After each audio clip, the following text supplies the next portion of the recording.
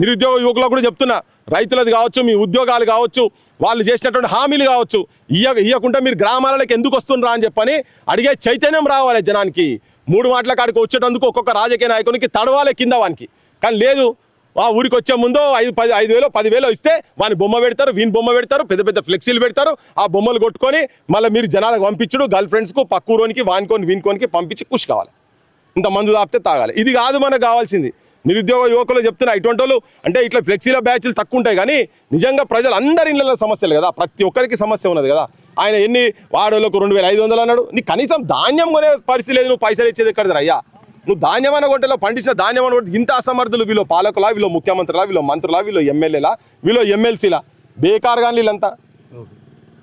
చెత్తను తీసుకుపోయి అసెంబ్లీలో పార్లమెంట్లో తీసుకుపోయి కూసబెట్టి జనం ఇబ్బంది పడుతున్నారు. కానీ తిరుగుబాటు రావాలి, చైతన్యం రావాలి, ప్రశ్నించే తత్వాన్ని పెంచుకోవాలి. Thank you.